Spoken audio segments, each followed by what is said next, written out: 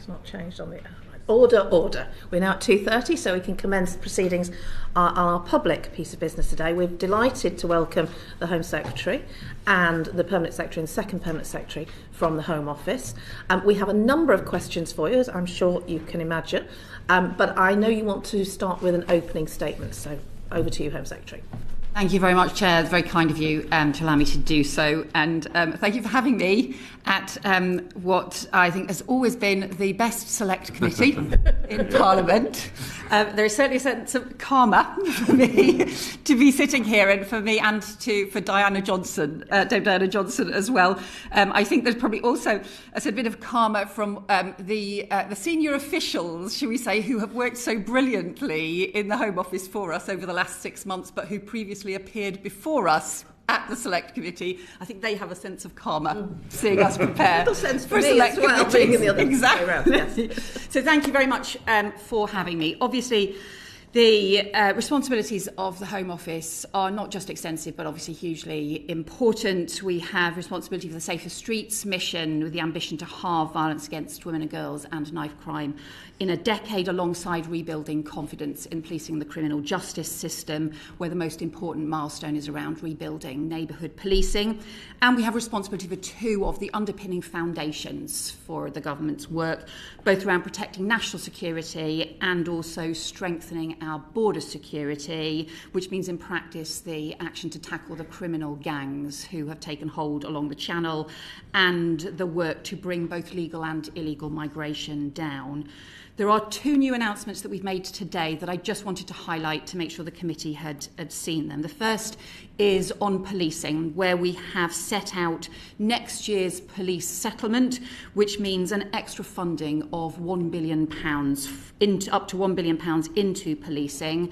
And at a time when obviously the public finances are under pressure, it is a sign of how seriously we take the importance of getting neighbourhood police back onto the beat. That is included as part of the police settlement that we have set out. And then secondly, around national security, where we set out for the House today an update on a series of reforms and progress to prevent radicalisation and terrorism, where we know the primary threat is still Islamist extremism, followed by far-right extremism, with growing levels of mixed ideology extremism, but where we are particularly seeing increased numbers of young people being drawn into terrorist cases. And that's why we've today announced a new youth diversion order that would be introduced and would allow the police to intervene at an earlier stage, as well as measures to strengthen the Prevent programme, including introducing a new Prevent Commissioner to be appointed in the new year to be able to monitor performance and effectiveness. Thank you, Chair. Thank you very much. I wanted to start with some questions around the culture of the Home Office, because it's something you were critical of when you sat in this seat and when you were Shadow Home Secretary. So I wondered what steps you had taken to address those criticisms that you had previously, and what you found being in the Home Office. Yes, thank you, Chair. So I would say I've been very impressed by the dedication, determination of the civil servants right across the Home Office, the incredible hard work, the commitment that so many people have to the core purpose of the Home Office, which is about keeping people safe, whether that's about security of our borders, security of our streets, but fundamentally about keeping people safe. And also the huge amount of work that's been done to support us as new ministers, to support manifesto commitments, and to work really at huge pace on the challenges that we faced. We have, however, made a series of changes that are about addressing some of those historic cultural issues. After the Windrush scandal, which was obviously a huge stain on not just the Home Office but the British state, the Wendy Williams report was accepted by the Home Office at the time, but the Windrush unit had been disbanded. We have restored the Windrush unit, and the idea is that is to be very much the champion for the values that were identified as part of the Williams Review, about whether that is about seeing the face behind the case, whether that is about being able to swiftly respond when concerns are raised by the public, by people who are coming into contact with the Home Office, being able to have that swift response, identifying problems, and also being able to move quickly to tackle things rather than just getting stuck, as I think perhaps the Home Office had done in the past. Thank you. We're now going to move on to some questions around migration, and I wanted to bring in Paul Kohler. Thank you. Your government, like the previous government, is talking about the need to reduce immigration. You're also talking, of course, about the need to grow the economy. Immigration is important to growing the economy. How do you square the circle of lowering immigration but growing the economy? And how will you balance the trade-offs between the different sectors that need immigration to function and to increase product? So the answer is, look, immigration's always been important as part of people coming to the UK over generations to work in public services and to found businesses and so on. But it also does need to be properly controlled and managed so that the system is fair, so that it is effective. And what we've seen over recent years, in just the space of 4 years, we've seen net migration quadruple. And we've seen particularly that be driven by, I think, the trebling of work visas, a huge increase in overseas recruitment, and also to see that often in areas at the same time that training in the UK was being reduced. So you see, for example, something like engineering, where there's been persistently high levels of recruitment from abroad, but actually we'd also seen a reduction in engineering apprenticeships in the UK. Now, to my mind, that is a system that is broken. That is just not working. So that is why what we want to do is, we do believe net migration needs to come down. We do think that those record high numbers were not the right thing for the UK. We have to bring those net migration numbers down, but we have to do so in a way that recognises it was that overseas recruitment that had driven a lot of the increases, and therefore what we need is a new system that means we are better linking the immigration system with requirements for training, for skills, for looking at the UK labour market. And the Migration Advisory Committee, I think, has just published their report today, which I've not managed to see the whole of their report yet, but have seen some of the elements of it. But that is very much looking at the issues, how you link what the Migration Advisory Committee does, but with Skills England and the Scottish, Welsh and other local skills organisations, and also the work that the DWP needs to do around bringing more people back into the labour market, and also the work around the Industrial Strategy Council around what private sector workforce strategies should be, so that we do much more to recruit from the UK alongside having stronger visa controls in place. Addressing the training deficit will take a long while to feed through into the system. You're talking about reducing immigration very swiftly. How do you square that? So I think you also have to have the stronger visa controls in place. So the policies that were introduced by the previous government after the Brexit implementation ended up with having things like a 20% discount for wages for overseas recruitment. I just think that was completely the wrong approach. It actually encouraged undercutting. It was a sort of an incentive for overseas recruitment rather than an incentive to recruit or train in the UK. There were also, I think, the salary threshold wasn't increased for a very long time. So you've got to have the proper visa controls in place, but alongside the visa controls, what we want is to also see much stronger links to look at where you need skills training or other workforce policies in the UK as well. I'll give you another one of the things that we've done is to ask the Migration Advisory Committee to look particularly at IT and engineering, because those are sectors where we know there's been high levels of recruitment from abroad, and actually look in much more detail at why have there been such high levels of recruitment from overseas and what more could be done swiftly to actually address some of those issues in the UK. And talking about particular sectors, there will be different pressures in each of those. Are you talking to the universities? Are you talking to the health and social care sector and those departments to address the specifics?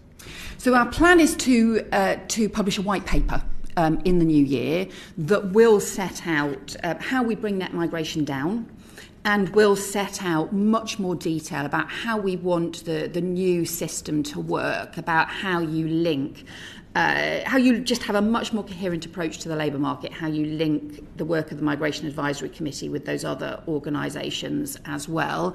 So that does need to then link into other organisations through from universities, training bodies and so on, and also recognise particular sectors. So on the social care sector, for example, we need a proper workforce strategy for social care. We've talked about having fair pay agreements, for example, in place for social care as well. So you have a proper medium-term strategy for sectors instead of what to me all just felt like what we ended up with was almost a sort of free market approach to the labour market and to migration, which is effectively a free-for-all for employers to be able to just recruit from wherever they wanted to. And especially when you'd got some of those discounts, especially when it was too easy for the exploitation to take place, then too often what you got was employers recruiting from overseas, when actually what we should have had was much more of a workforce strategy here in the UK. I look forward to the white paper. Do we know when? I will not set out the precise week or month. You know that would be unwise for any government minister to do, imminent. but it would be. We will be publishing that in the new year. Okay, thank you. Two questions from me to follow up. So the first one, you've talked about talking to the various skills bodies. Does that mean you'd be looking at having regional immigration, differences in regional immigration, if Skills Scotland says they want something different from Skills England? So the Migration Advisory Committee already has to look at what the different labour market challenges might be in different parts of the country, because of course that is going to vary, but we have a national immigration system. And so you need to have the approach to visas and to visa controls needs to be a national one. Okay. And you talked about on unethical employers. Obviously, the GLAA has had a really big role on unethical employers. With that being now folded into the Fair Work agency, that's it. I have a concern that will be a body that sits underneath DBT, but the policy body still is in the Home Office. How will you make sure that the Home Office is still able to ensure that your policy priorities are delivered by that agency? So our intention is that this is about strengthening action against exploitation, and some of that will be exploitation of UK resident workers. Sometimes that will be exploitation of people who have been recruited from overseas, but overall we need to be tackling exploitation much more widely. So the intention of the legislation, the intention of the policy is substantially to strengthen that exploitation. But what we are then wanting to do is to link that work and that exploitation, the action against exploitation, with also stronger penalties in the immigration system. So if you have employers who are breaching other aspects of employment law, for example, persistently not paying the minimum wage to any of their workers, to be honest, they just shouldn't be allowed to use the immigration visa system and to be sponsors who are recruiting from abroad. So we look at all of the aspects, but we integrate the enforcement approach we want to take from the immigration point of view with the enforcement approach that we want to take from a broader employment point of view as well. One of the other things we're obviously doing is a lot of focus around illegal working enforcement, where we've had a 33% increase in enforcement raids over the summer. That has led to a big increase in arrests as well, and also to an increase in prosecutions. So 6 employers have been prosecuted for illegally employing people since the election. That is a very substantial increase. I think it had been over the previous 2.5 years, there had been 4 prosecutions, which was very low. It's still nowhere near where it needs to be. We've obviously got to keep up that action, but it's a sign of accelerating work in that area. Jake Richards wants to come in. Just on the link that Paul was asking about between skills and immigration, I just wanted to ask about the immigration skills charge. So this was introduced in 2017, designed partially at least to confront that mischief, if I can put it like that.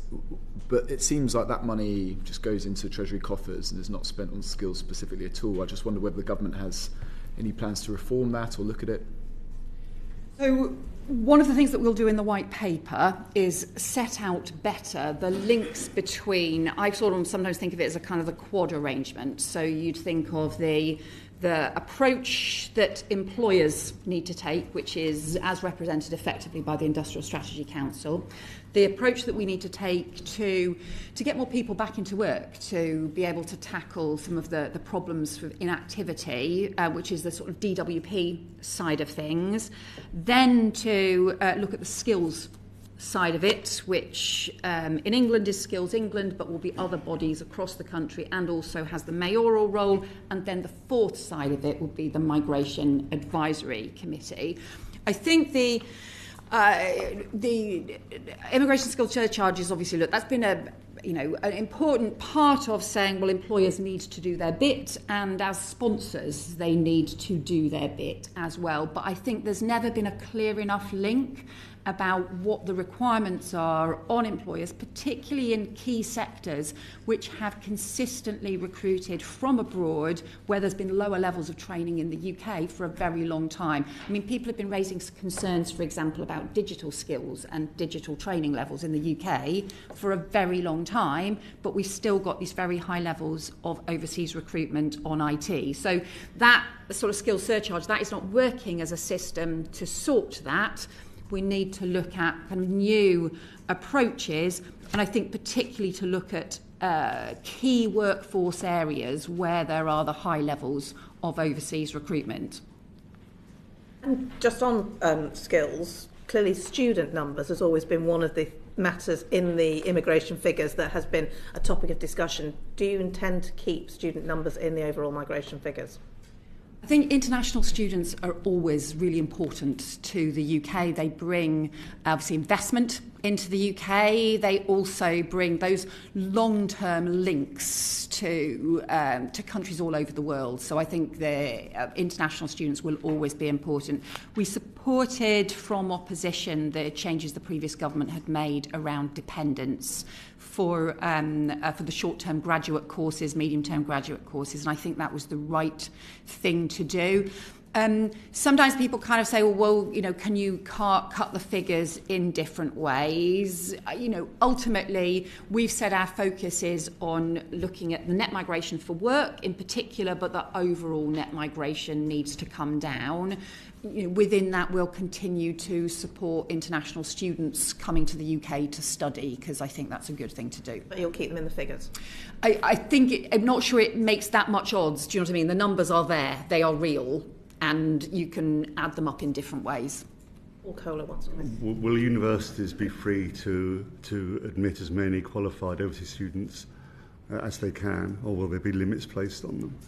So we continue to think international students are very important. I do think universities, however, also may need to make sure that their systems are not being misused, and there have been cases in the past where we've had misuse around student visas, and they also need to ensure that there is adequate housing in the local area for graduate students, for example, who are being recruited and so on. So there are systems around, the sort of visa arrangements for students. And I think it's important that it's not just sort of done as universities operate in isolation away from the broader issues with local councils and communities about making sure that housing and so on is provided. But my sense has always been that that universities are keen to do that. And subject to that, they are free.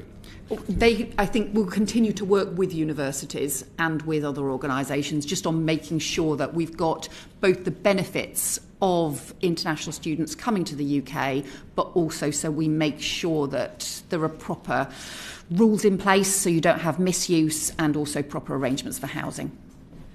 Chris Murray. Thank you, Chair. I wanted to ask about the e-visas system that's due to come in. Which is, of course, the system moving from physical documents for people with visas to a digital document, which obviously does make sense, but is a fantastically complex administrative task for any department to do. So it was due to come in a couple of weeks, but you've decided to push it back only slightly.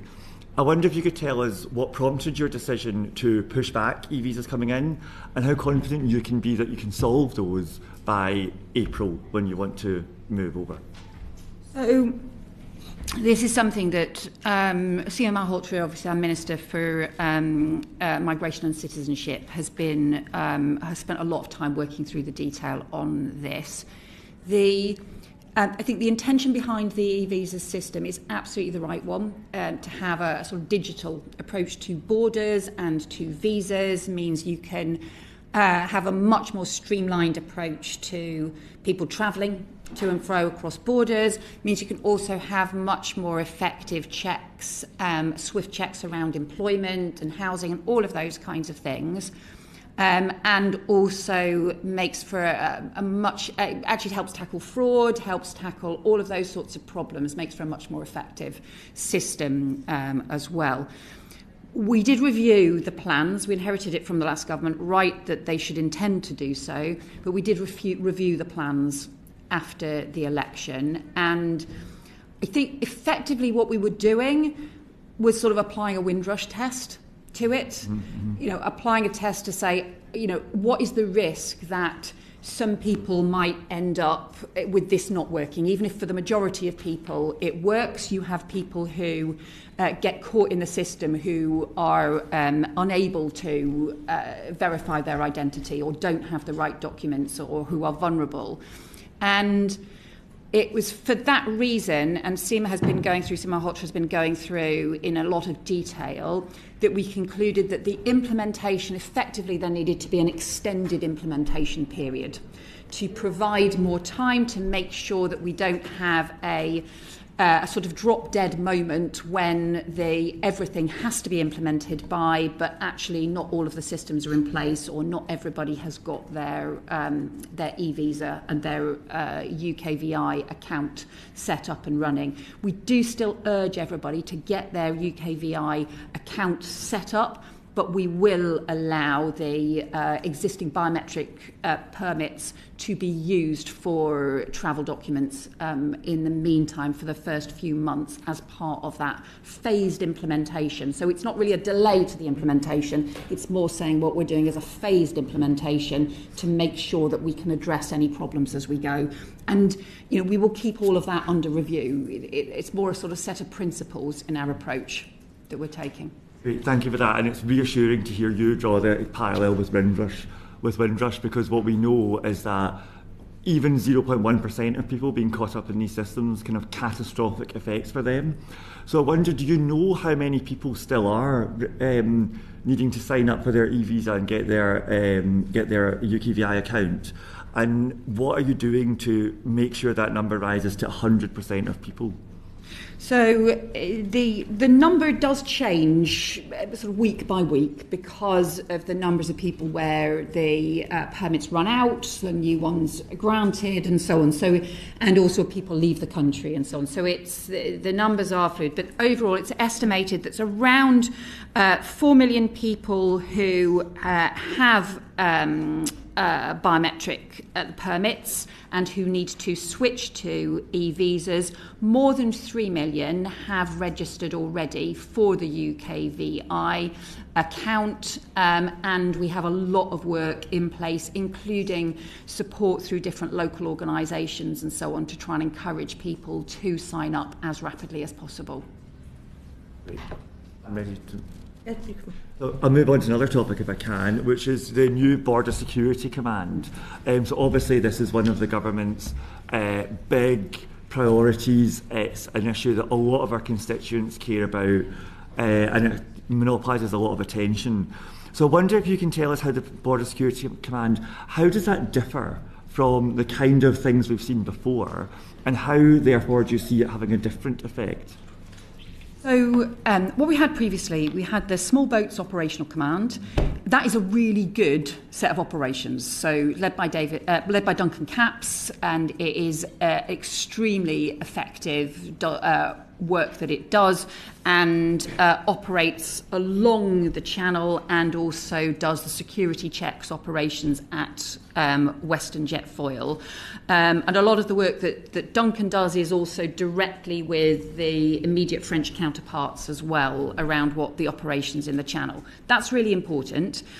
But what the Border Security Command does is bring together not just the work of the Small Boats Operational Command, but actually the prevention work that goes much further back along the criminal smuggler supply chains and networks, for example, that looks at the much broader issues around border security that include Border Force, include the National Crime Agency, includes the work of the Home Office intelligence teams, includes the work of the Foreign Office, includes UKIC, the UK intelligence and security communities, and for example, is Martin Hewitt, who's the lead border security commander who appointed earlier this year, has been with me on the trips to Iraq, where we have been talking to the Iraqi government and the Kurdistan authorities about the stronger work we can do together and the stronger action that can be taken against some of the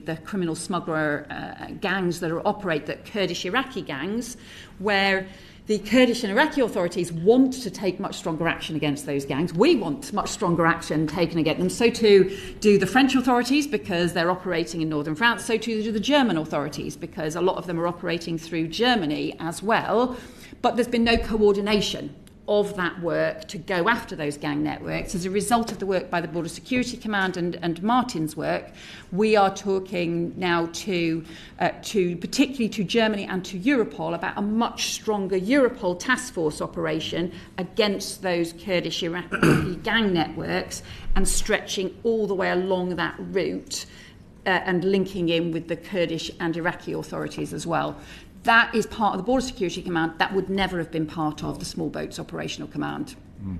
Okay, thank you for that. I understand the point you're making, and I think that the analysis that it's very international makes sense. I sort of wonder whether the task being set for this command is enormous and actually able to be done. I understand your diagnosis, but how will this command actually be able to do that? You've listed a huge number of countries and a huge number of policy areas. Is that really possible for one command to pull that off? So we're investing £150 million over the next 18 months in establishing the command and also strengthening resources. That includes some additional resources for the National Crime Agency and their investigators as well. The model that we based this on was the Office of Security and Counter-Terrorism that was set up under the last Labour government after 9/11 and 7/7, which was a way of approaching the counter-terrorism work that was needed, that didn't really exist in a coordinated way before those appalling terrorist attacks, and that needed to be pulled together.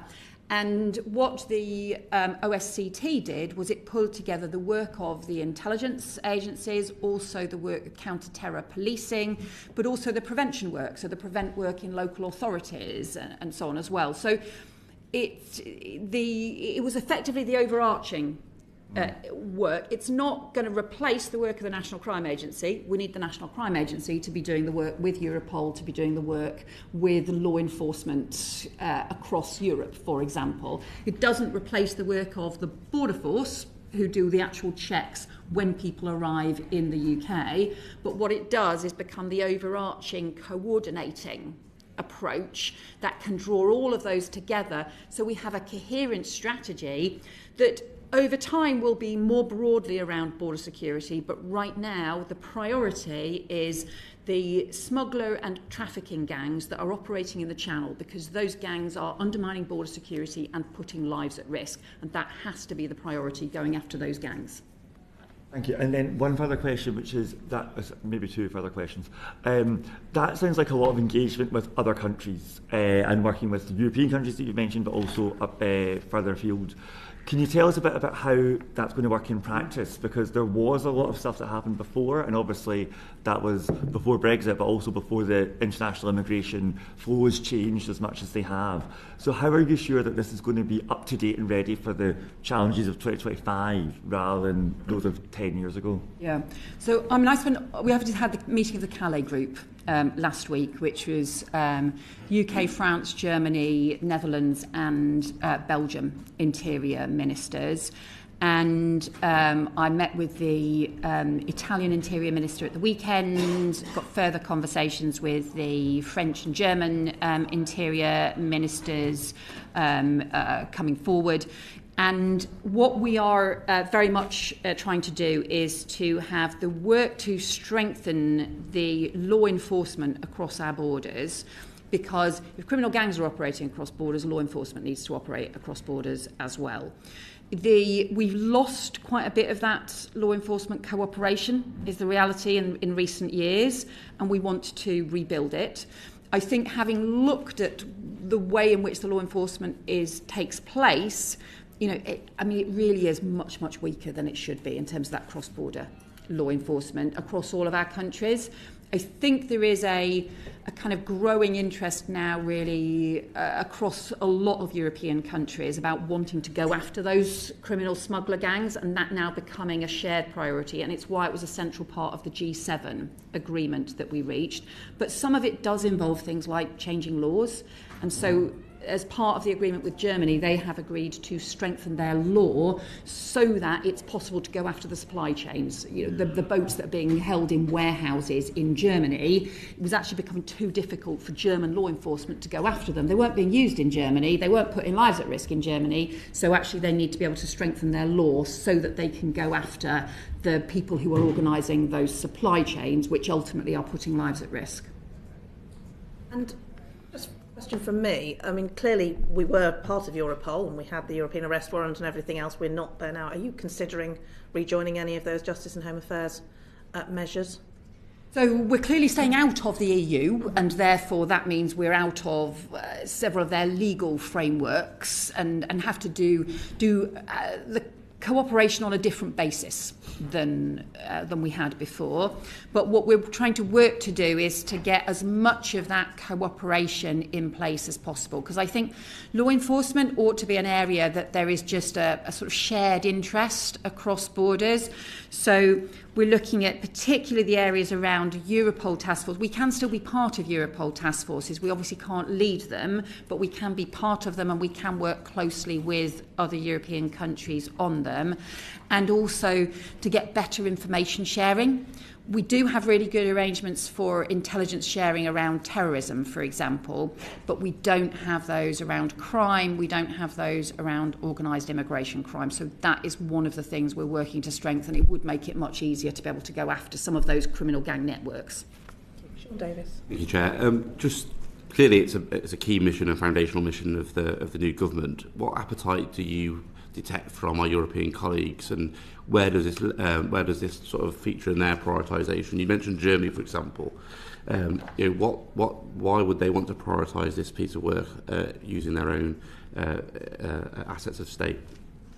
So what the German Interior Minister, Nancy Faeser, would say about this is you've got the same criminal gang networks that are operating in Germany as are operating in northern France, organising boats across the Channel and stretching across Europe as well. So that is causing challenges in Germany. For some of the smuggler networks, for example, are facilitating dangerous journeys into Germany and also facilitating dangerous journeys into the UK as well. And some of those networks are also involved in other kinds of organised crime, which also cause real challenges in other countries as well. So particularly some of those Iraqi Kurdish networks, and there are other networks as well. It's just that those happen to be the ones we've been working with the Iraqi government on. Those networks also particularly affect Germany too. In France, the French Interior Minister has, in the last month, announced additional French resources into northern France for policing along the coast and going after the gang networks, including a new prefet, so effectively new chief, to be in charge and coordinating those operations. That is also incredibly welcome, and we're very keen to work more closely with them as well. Just think about our European colleagues, though. Is there more that they can do, or are you impressed by what they've done up until this point? Because clearly, in order for this government to achieve its ambitions to smash the criminal gangs, we do need European colleagues and international colleagues, for that matter, to cooperate and see this as a matter of urgency for their own states as well. Yeah, well, I mean, the Italian conversations I've had in Italy, the weekend there, the shared interest is around going after the illicit finance. So the Italian government has been doing a huge amount. They've got parallel challenges with boats across the Mediterranean. And interestingly, the work they've done on a combination of law enforcement but also prevention work upstream, particularly around North Africa, has led to a very significant reduction, more than a 50% reduction in Mediterranean boat crossings over the last year. And the thing that they are very keen to work with us on is the illicit finance, some of the Hawala banking networks, some of the networks that are being used to underpin the smugglers, where both Italy and the UK have significant expertise in finance. It is true that we need that cooperation, and that's why we're spending a lot of time working on that, because I think the best way to strengthen your border security is to work with neighbours on the other side of those borders who face the same challenges, rather than just sort of standing on the shoreline shouting at the sea. Paul Kohler. Thank you. One of the drivers of irregular arrivals is, of course, the relative paucity of safe and legal means of entering the UK. Has the Home Office looked at any ways in which we can increase the number of safe and legal passages and routes? So I think, look, the UK will always need to do its bit alongside other countries to help those who have fled persecution. That's obviously what we've done with the Ukraine programme, with Hong Kong, with Afghanistan and so on. And we have made some changes to the Afghanistan arrangements earlier this year to help reunite family members who had been separated in the evacuation of Kabul, because that hadn't been done. But I think all I would say on this is I really strongly do not think that is an alternative to going after the criminal gangs and the work that we need to do in law enforcement to prevent the small boat crossings. And the reason that I would say this is because you can look at 2022 is a really clear example of what happened, where you had that big increase in numbers, where some of the gangs were effectively doing a massive advertising campaign in Albania. And the criminal gangs will just advertise to fill the spaces that they have. If they have got spaces on these incredibly dangerous boats, they will run advertising campaigns to fill them. Because for them, this is a criminal industry that is based on them making hundreds of millions of pounds of profit from putting lives at risk. And so if we let them get away with it, and they have been getting away with it for far too long, they will just keep advertising, whether it's on TikTok, whether it's on different forms of social media, and they will just keep putting people into these incredibly dangerous boats. And it's worth sort of talking to some of the people at Western Jet Foil about the way in which they have to respond, because these flimsy boats, and what happens is they can fold inwards as well, and they put the women and children in the middle of the boat. So when the boat folds, they can end up being crushed. It's not just that people drown, they can also end up being crushed to death because of these incredibly dangerous, they're effectively these death traps that the gangs are profiting from. So that's why I think you've got no alternative but to go after the criminal gangs. It's not an alternative. Is it part of the solution, or are you saying there's no prospect of expanding safe and legal routes into the UK? I think we already have different forms of safe routes. That will always need to be part of the UK system, and that is one of the things that we did with the family reunion for Afghanistan as well. So that will always need to be part of it, and all countries will always need to do their bits as part of that. But I think it's just not an alternative to the kind of enforcement we need against the criminal gangs who are making such huge profits. Around. Thank you, Chair, and thank you, Home Secretary. The government have committed to significantly increasing returns, and I wondered if you've talked about some of the coordination and international cooperation, but I wondered if you could outline further what steps you are taking to increase the number of returns of people who don't have the right to be in the United Kingdom. Yeah, so we increased immediately after the election. We moved, it was up to 1,000 staff into the returns and enforcement work more widely. And that has been looking both at direct returns. We've had 13,500 returns since the election. That includes 33 charter flights and I think 4 of the biggest return flights, charter flights that the Home Office has ever operated, and a 25% increase in enforced returns as well. And the principle behind this is that the rules need to be respected and enforced for people to be able to have confidence in the system, for us to be able to restore order to both the asylum and the immigration system. We have to be able to really restore order in that way. We are also, of course, some of that is about the actual organisation of the returns, some of it is about the earlier stages of enforcement, and that's why I've also set out the details about the increases, for example, in the raids on illegal working as well, and some of the checks on employers that we're doing as well. So it's a broader approach to returns and enforcement. We've been looking at some of the key arrangements for different countries. In some areas, then obviously you want to try and get actual formal returns agreements. In other areas, it's simply about making the existing systems work more effectively and trying to troubleshoot some of the arrangements about how fast you can get papers in place, how much you can get quick agreements with other countries. So we have that work underway as well. Okay. And returns agreements are obviously, as you say, part of the jigsaw in terms of making sure that we can swiftly return people who have no right to be in the United Kingdom. So we've seen the new returns agreement that's been signed with Iraq, but of course we did already have a returns agreement with Iraq. In terms of that agreement and the work the government's doing, how can we have confidence that these efforts are going to be different and ultimately succeed where previous governments' efforts failed? So we've had, I think, previous returns arrangements with Iraq, and what we agreed as part of the work when I visited was to strengthen those returns arrangements. There's a lot more work we still want to do. The actual numbers of returns to Iraq have actually still been relatively low. And we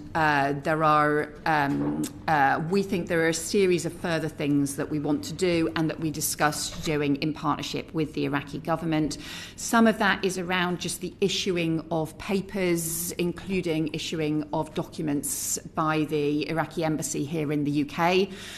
Some of it is around looking at the issues around what the travel arrangements are, the most effective travel arrangements. So there's a lot of work that is underway at the moment that hopefully I can update the committee on in the new year about the work that we are doing jointly with the Iraqi government to try and speed up and troubleshoot some of those systems and problems.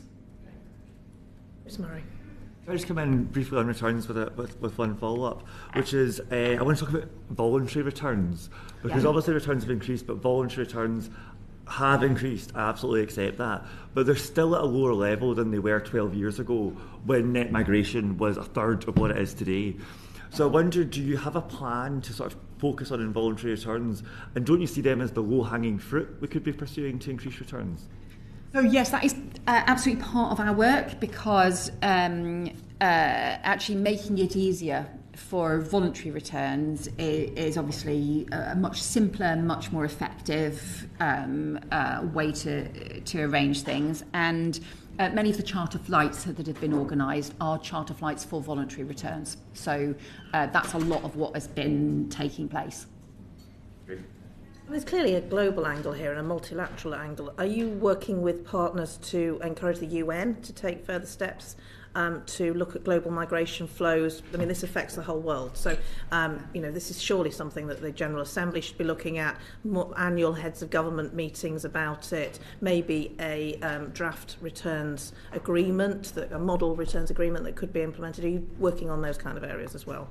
So we obviously already work with the IOM on some of the returns arrangements, some of the voluntary returns arrangements, and that's something that's been in place for some time. And actually, interesting, while I was in Italy, one of the meetings I had was with the Italian UNHCR and IOM representatives, just talking about the work that they were doing, including around making sure that some of the safe returns arrangements that Italy is operating as well. So I do think there is more that we can do internationally on this. It's clear that EU countries are trying to work together on better returns arrangements for those countries. So there is an interesting question for us about how we might work alongside the work that they are doing, especially if there are returns arrangements. For example, if we've got good returns arrangements in place that other countries want to replicate the arrangements that we've got, and vice versa, the more that we can do that, the better, because actually if people can travel safely, if people who don't have a right to be in another country can travel safely back to their own homes, that is obviously much better for all countries. Secretary, just in terms of the push and pull factors, climate change, war, jobs, skills, what is your measure of success? Is it migration numbers going down or return numbers going up? How do you measure success in that space? So we need to increase returns, because I think we just need to increase the credibility of the system. If there's no proper sense that the rules are respected, that the rules are enforced, then people don't have confidence, whether that is in the asylum system or the immigration system. And returns are still significantly lower than they were under the last Labour government. So you've seen over an extended period of time those problems, even if there had been work done in recent years. And so I think that you always have to have a system of respect for the rules. And that's about restoring order to the system. Of course, we also need to be preventing dangerous journeys in the first place. There is an interesting phrase that the Italian government use. They talk about the right not to migrate. In other words, the right to have a safe home, to be able to get a job in your own home country, to be able to feel like you've got a future in your home country, rather than feeling that the only way to find a future is in order to make a dangerous journey. And therefore, you also need to have that international work around how do you prevent people needing to travel or to make dangerous journeys in the first place. And that's a lot of the work that they have done, particularly in North Africa, about preventing journeys across the Mediterranean. Just very quickly, do you see the role of DIVID and the International Development Fund as crucial in terms of this Home Affairs effort you're talking about now? So it was actually one of the first things that we did after the election as part of the European Political Community event, was actually the Foreign Office announced additional investment. From memory, it was over 80 million, and I now can't remember whether it was 84 million or 92 million, but it was additional fund to work alongside other European countries on exactly that prevention work further upstream. And so the UK has now become part of what they call the Rome process, the Mattei plan, which has been an Italian-led programme to look at some of the prevention work further upstream. Jenny Reid? Thank you.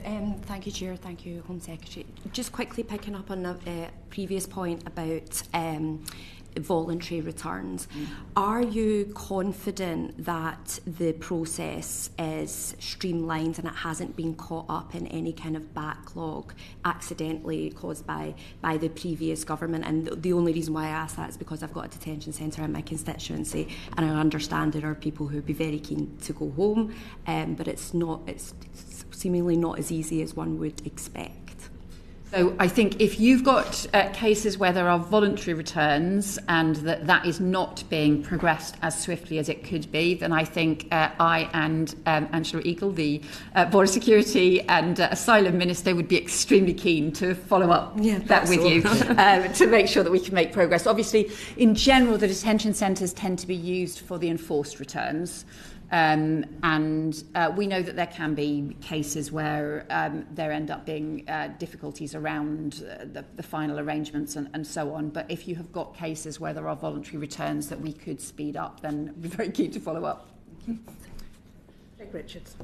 Yes, I should have also declared an interest in that a family member works for the Home Secretary. I forgot to do that previously. I just want to ask quickly about immigration detention and the Brookhouse inquiry. So in 2023, that was published. It made 33 recommendations. Last year, before the election, it seemed to emerge that the previous government had only accepted one of those recommendations, and then in response to a written question last month from Minister Angela Eagle, it's implied that 30 recommendations have been accepted and progress is being made. From that, is that right then that the two remaining ones that have been rejected by the last government remain rejected? That includes the 28-day time limit, I think. And then secondly, what progress is being made and what plans, if any, of the department got to set out their approach to those recommendations in a sort of coherent and compelling manner? So I'm going to probably ask Matthew or Simon to follow up on this, because obviously a lot of the work around the Brookhouse Immigration Removal Centre took place before the election as well. There were the sort of 10 areas of concern that were raised in the report, and obviously there were a lot of very serious issues raised by this report. It was a really troubling report around standards, and in any of these issues around removal centres, detention, the highest standards have to be maintained. That's why the inspectorate, the work of the independent monitoring boards and the inspectorate of prisons is immensely important here as well. So my understanding is that positive progress is being made against the 30 accepted recommendations, and the 12 of them have been completed already, with the rest of those that were accepted on track for summer of 2025. But Matthew or Simon, follow up. That's exactly right, Home Secretary. So we've accepted 30 of the recommendations. We have completed the implementation of 12 of them, and we continue to work on the rest. We didn't accept the remaining recommendations, including on time limit on detention. And the reason for that is because, at the end of the process of removal, new barriers are often brought up by legal representation and by individuals, and with a time limit, there's an incentive to do it at the last minute. And there's a risk that we frustrate the process of removal. We obviously seek to complete the process as quickly as possible in all cases, but there can be very difficult to remove cases for various legal reasons or operational reasons about getting the right papers from their home country or other things. Cola. I press you on the time limit, Home Secretary. In the other place early this year, Baroness Chakrabarti said, "We believe in custody time limits in this society. Even suspected terrorists can be held for no more than 14 days. Why should these desperate people be held without limit of time?" She's right, isn't she? Well, I think there are safeguards still in the existing system around disproportionate anything that is done that is disproportionate detention. So if you have somebody who is being held in detention and there is no prospect of being able to remove them, then you won't be able to keep them in detention. However, if you have it's the point that Simon Ridley made, that if you have a fixed time limit on something like the sort of immigration, detention and removal, then the risk is that you could get to, concerns that will be raised or challenges that would be made at 26 days. Actually, they might be relatively straightforward to resolve, but they will take more than the additional 2 days. And then there's effectively an incentive to push past the hard deadline of the 28 days.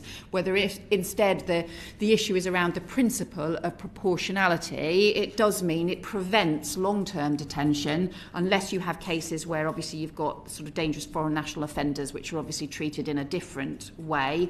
But you don't have something that could end up being misused or end up being counterproductive. Is there a presumption of 28 days then?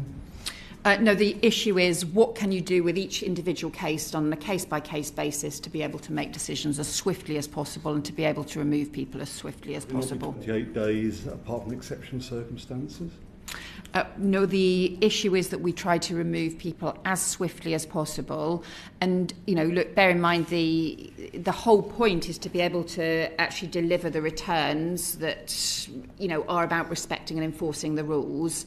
And you want to therefore use the detention facilities as effectively as possible in order to do that. So, it always has to be about what is the focus on the likelihood of being able to deliver returns.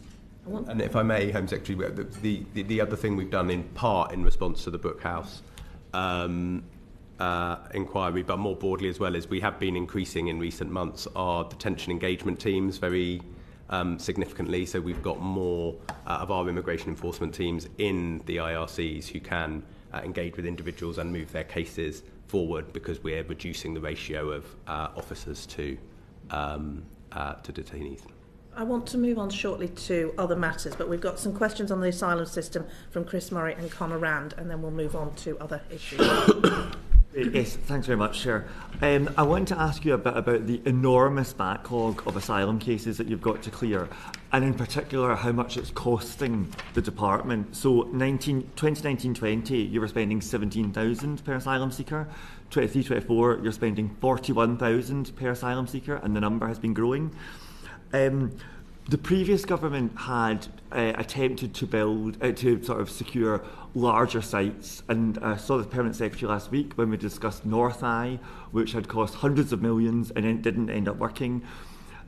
The Home Office is supposedly working at pace and learning lessons, but how can you be confident that the new models that you're trying to approach, which I understand is smaller sites, moving people out of hotels into smaller sites, is going to work? Because the previous government's attempts didn't work, and that it'll be able to reduce the amount of money that you're spending on accommodating people? So we need to do two things. The first and most important issue is just to get the backlog right down, because it's that backlog that we've got, that we've inherited, is extremely costly. The second is then to be able to get out of the very costly hotel arrangements and the contracts. And many of those contracts, bear in mind, were signed in a rush in the summer of 2022. And as a result, have not been the most effective way, and have ended up being a huge cost to the taxpayer as well. So we had in the run to the election, I had not expected this. So this was one of the things that did surprise me after the election, was that the asylum decision-making in the run-up to the election effectively just crashed. It had come down, dropped by about 70%. The monthly decisions being made had dropped by about 70%, and the monthly interviews taking place, so effectively the pipeline of decisions, had dropped by 80%. So in July, therefore, what we inherited was a situation where the backlog was shooting back up because there just weren't the decisions being made. We have got decision-making right back up again now. We've got the caseworkers back in place. We've got the decisions churning through. We've got interviews taking place. And so that means that the backlog is now coming down, but that has put additional pressure on through the summer. So we had to get that action being taken so that we can then now keep bringing the backlog down. The second then is what you make sure you're doing in terms of the value for money, in terms of the accommodation that we actually have. And again, you're right, there have been some examples where not just, I think, the Bexhill case, but also Scampton, there have been other cases where huge sums of money put into things that were really just not value for money at all. And what the work that Angela Eagle is taking forward is all about how do you get much better value for money and also work with local authorities on the most effective locations for asylum accommodation, whilst overall trying to bring any need for asylum accommodation right down. So it's really good to hear the point about getting the backlog down. I absolutely agree with that. But having spent the last 5 years before being elected working with local authorities who are having to respond to the decisions the Home Office takes, setting up hotels without telling them, trying to secure contracts, it can be very, very difficult for local communities. And we do know that tensions are very febrile in local communities about this issue, quite understandably. And what kind of work are you doing to ensure that as you bring down the backlog, people will either be moving to removals, or they will, or appeals, or they will be granted refugee status and will then be able to apply in the mainstream local authority housing, for example, and claiming benefits. That could have a huge impact on local authorities if you're really pushing people through the system. What work are you doing to make sure that local authorities can cope with what's happening and that local communities aren't disadvantaged by that? So, first thing is just in terms of the progress in terms of the backlog. We currently have just served closure notices on another 7 hotels. So those should be then closing in the new year as a result of bringing the backlog down. So that's the work we're determined to keep making progress on.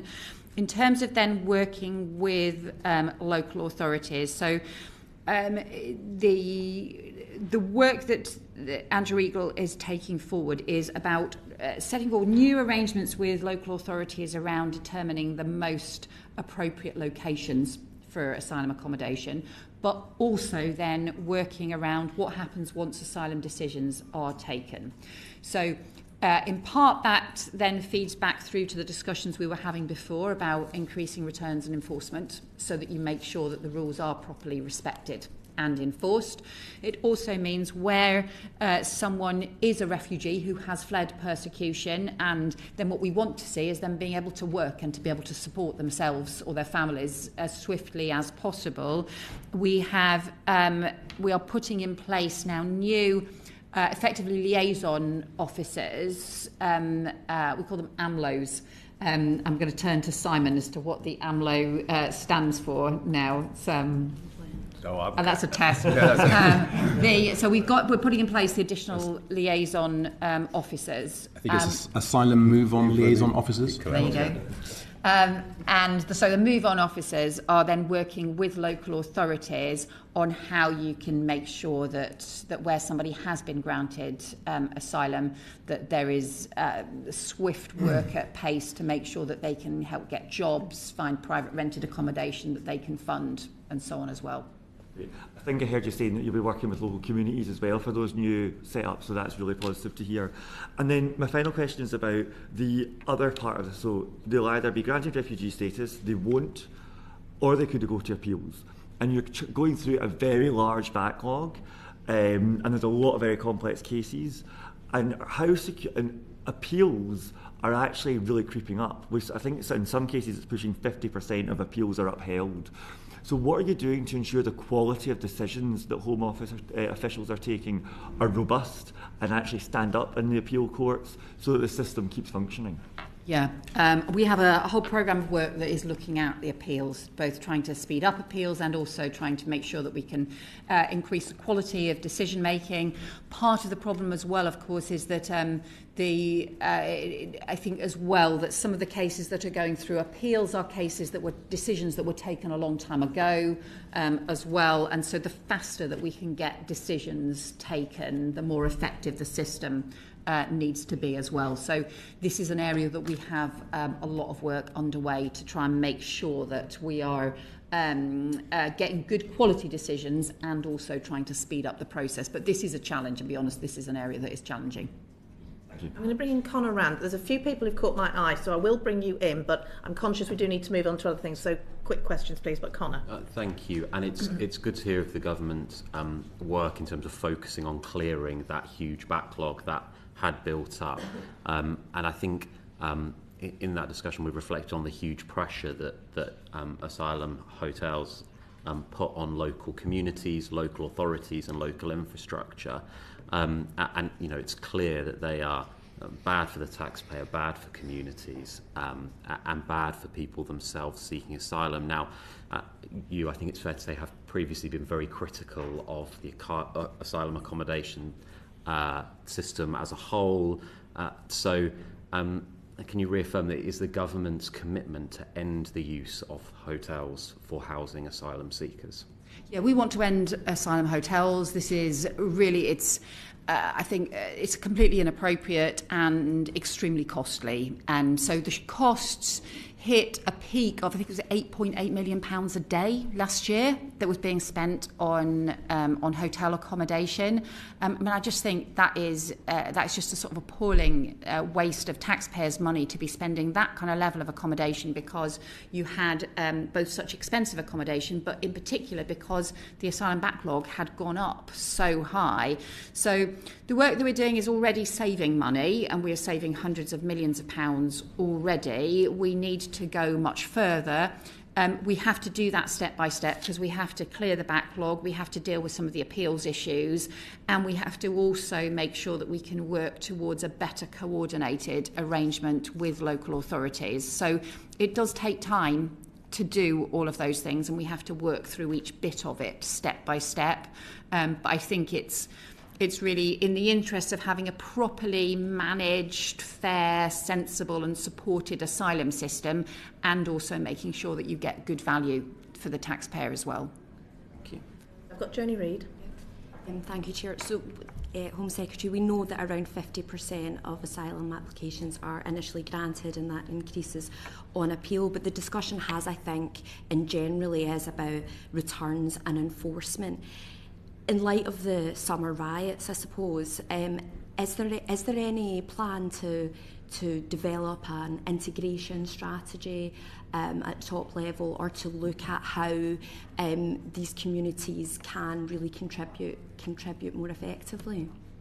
So part of the reason for having the liaison officers in local areas is to be able to do that coordination work with local authorities, so that where a decision has been made, where somebody has fled persecution, you can end up then having the swift arrangements in place to be able to make sure that people can then work, can then be part of a community, and so that you can have that support as well.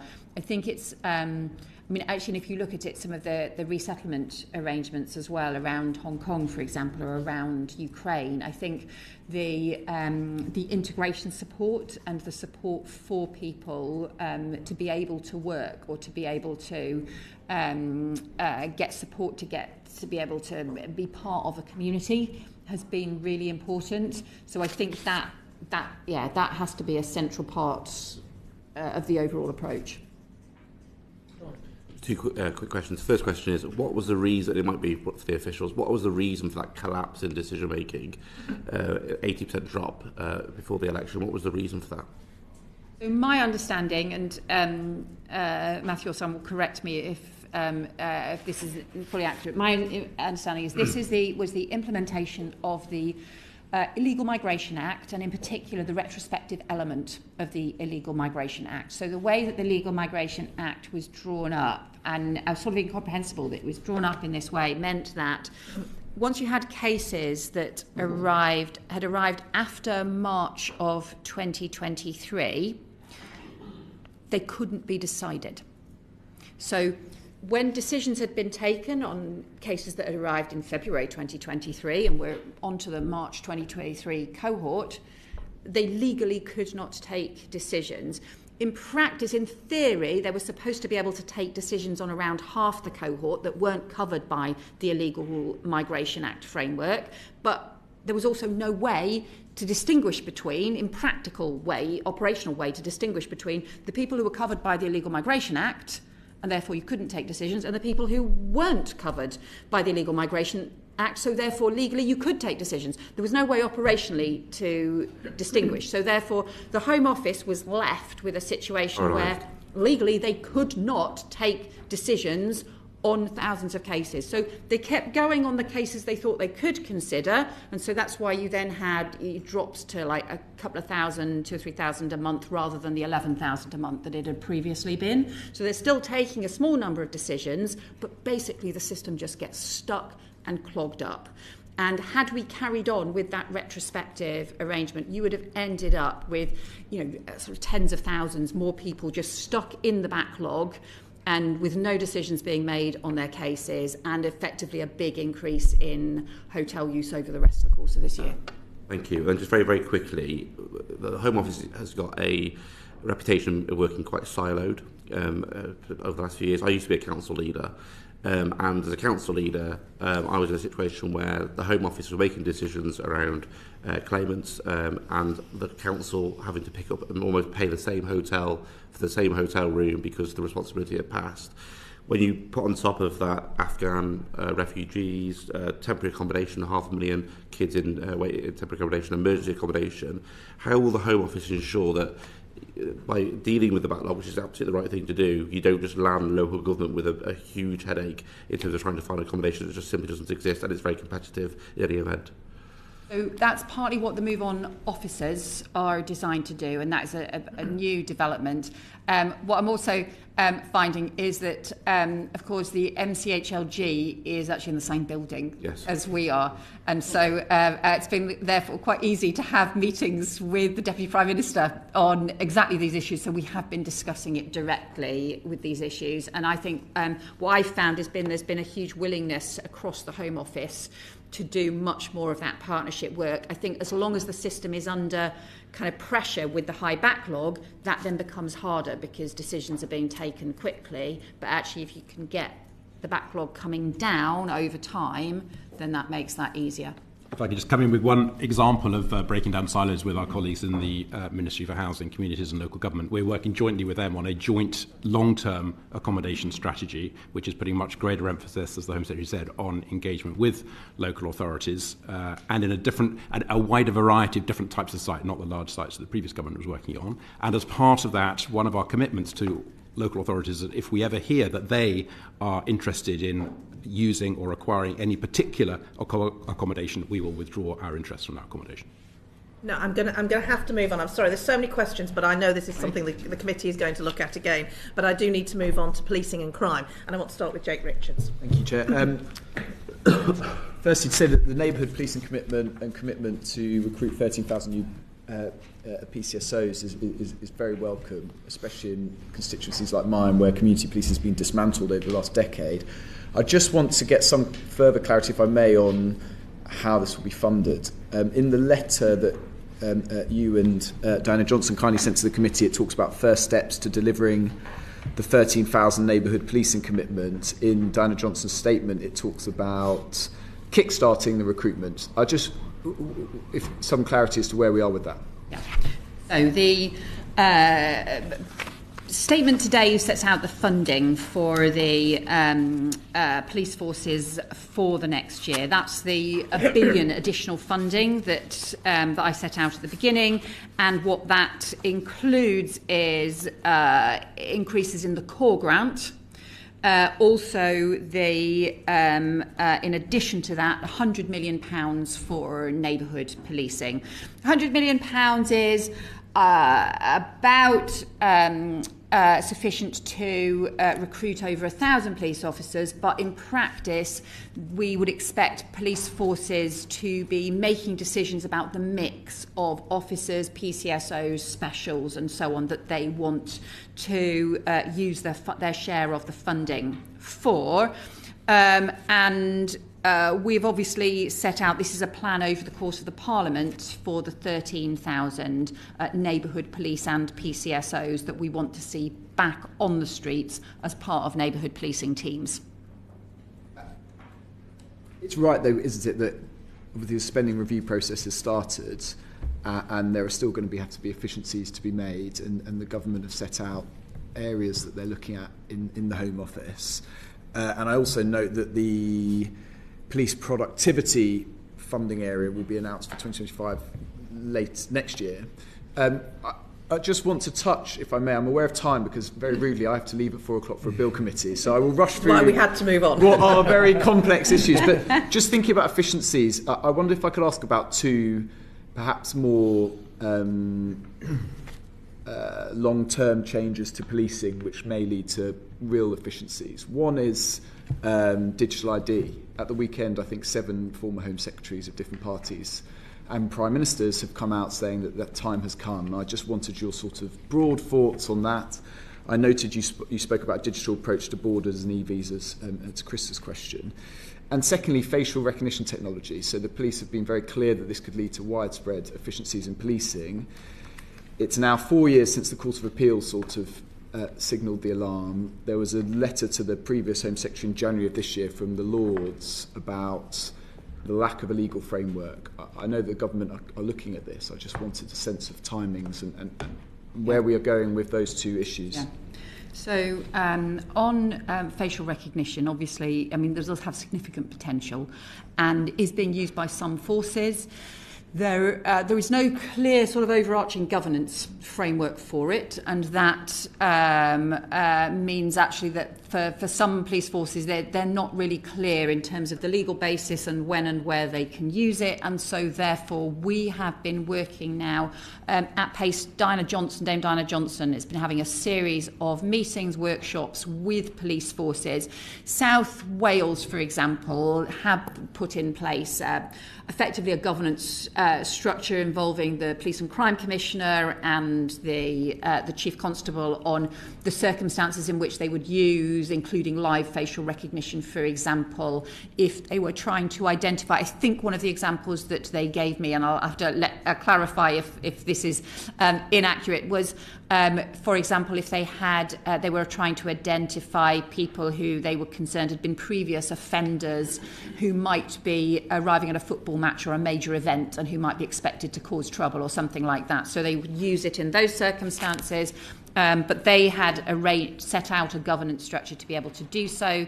But there isn't a sort of formal arrangement to do so, and that as a result means that many police forces feel like they are struggling with lots of different competing bits of regulation and legislation, and it's making it much harder for them to use the technology effectively. So that's the work that Diana Johnson has underway in order to try and be able to support police forces to be able to use the facial recognition technology in the right and appropriate way. And then on the ID thing, so we obviously there's work underway from the DCIT department from Peter Kyle around how you regularise the kind of digital forms of ID that most people have already. The particular issue there, though, where this has often been raised, is around, for example, illegal working. Actually, we already have the biometric permits around that should be used and should, in theory, be able to be used immediately on the spot to identify whether somebody is working lawfully or not. But often the enforcement teams have not had the equipment or technology to be able to do that and to be able to use that. So that's why one of the things that we have just announced is an increase in body-worn cameras for immigration enforcement teams, and also the rollout of biometric kits so that they can do those sorts of biometric checks on the spot rather than having to go to a police station in order to be able to do those sorts of checks. to hear the work that Dame Diane Johnson's doing on the facial recognition technology. I just wondered if there's any, I don't expect you to hold you to a date, but any kind of time span for when the government might come forward with a new legal framework, if that is indeed, is that something that's a work in progress? I will ask Dame Diane Johnson to update the committee on the timescale and the work that she has underway. She has had a whole series of meetings with both policing organisations and community organisations on this. And the pilots that were, as you said, in South Wales and in the Met are being rolled out. I think there are 6 forces already involved, and there's a plan to involve more. And there isn't a single bespoke governance framework, but there is a lot of governance around the use of live facial recognition, as you expect, including laws in relation to human rights and equality and data protection. And any use of live facial recognition for policing has to be necessary, proportionate and fair. And all of the algorithms are tested for bias before they can be used operationally. It's just in the 3 forces that are using it, the results, from what I've read anyway, can be quite important. Moving on. Do you also ask, by the way, just because you also asked about productivity issues and the overall funding things, there's a whole series of other areas where we think that productivity could be improved and also efficiency and savings can be made. And it's why we set up a commercial efficiencies programme around making sure that you can, even just on procurement contracts, we think there's evidence we can save significant sums of money from procurement contracts, and we do expect all police forces to become part of that, and also changing practices like the way in which redaction requirements are expected on police forces, so that you end up with officers effectively with the equivalent of a bottle of Tipex, having to just redact things before they can send files to the CPS, rather than having a much more streamlined process. So there's a series of areas like that. Thank you. Just, the National Audit Office earlier this month produced reports about the link between increasing police numbers and then the pressures on the prison estates, which I know is not, perhaps you're thankful, not under your remit. I just wondered what the relationship between the 2 departments are in terms of modelling for prison capacity as we're hopefully increasing numbers of police on the beat. I think the Lord Chancellor is just in the next room giving evidence as we speak, and I'm sure we'll be being asked on some of the prison issues. So the big focus around the neighbourhood policing is obviously around both preventing crime and also tackling some of those crimes around antisocial behaviour, town centre crimes, all of those issues around shoplifting, street theft and so on, where we think we can make a substantial improvement and impact. Of course, we have to do quite close working between departments and across the whole criminal justice system in terms of responding to the scale of the prison crisis that we have had to deal with. But we are also clear that it's extremely important to get more police back on the beat, and that will make our communities safer. Thank you. Conor Round. Yes, on the facial recognition technology, just picking up some of the points that Jake made, one area where obviously this could have a very significant impact is around tackling retail crime, assaults on shop workers and antisocial behaviour that blights too many of our high streets, including in Altrincham in my constituency. I just wondered if much thought had been given to that area of work in particular, but also the importance of making sure that we communicate the proportionate use of such technology with people working in such settings, with the public, particularly in light of some of the operational and logistical challenges we've seen in other parts of the world where such systems have been introduced, and especially with the point around bias and protections against bias in the system. Yeah. So, as the Permanent Secretary has already said, we do have already significant checks in to prevent, to ensure that any facial recognition technology that is used is tested for any bias, because, and they have to actively test for that. There just not be evidence that there is. They have to actively demonstrate that they have tested those as well. So the use of effectively retrospective facial recognition technology has been in place for some time and can be used, for example, in those circumstances about trying to identify somebody. I think the the wider issue that if you talk to retailers and about that sort of town centre crime, we've had I think it's a 30% increase in shoplifting in recent years. We've had a 40% increase in street theft. There's a real sense of it being town centre crime that it has a huge impact on the confidence in local communities at the same time as neighbourhood policing patrols have pretty much disappeared in many places. So you need to get the neighbourhood police back into town centres and also make sure that we've got the better arrangements in place for tackling those kinds of crimes that can really impact on confidence in the community. And one of the things that sometimes that retailers will say is that they then struggle to be able to upload the CCTV they may have as the evidence because they haven't got the systems in place, or because of things like the £200 rule, meaning that actually if the thefts are below £200, well, they don't get investigated anyway, even if there is evidence of it being repeat offenders. So I actually think it's much broader than issues about one particular kind of technology or another. It's actually about strengthening the partnership working at local level on those sorts of crimes that have a big impact on confidence. I absolutely agree, and the work the government is doing in terms of a specific offence, respect orders, alongside the effective and proportionate use of facial recognition technology, can obviously have a huge impact on our high streets. I think it's important that we take people who are working on our high streets and in retail settings with us when we're doing those measures, and I hope that's the approach that the government continues to take in talking to workers and their representative organisations. And actually, a lot of the work around the tackling retail crime has been very much linked to both the discussions with retailers and also with USDOR, as well as one of the main trade unions representing shop workers as well, who've been heavily involved in the work to get a new offence around assaults on shop workers as well. Probably more. And just as a follow-up, Home Secretary, on the numbers, you mentioned around 13,000 that you're looking to recruit over the years ahead. Does the department, in terms of the allocation of funding to that 13,000, have any expectation of the split between recruitment of police officers and recruitment of PCSOs? So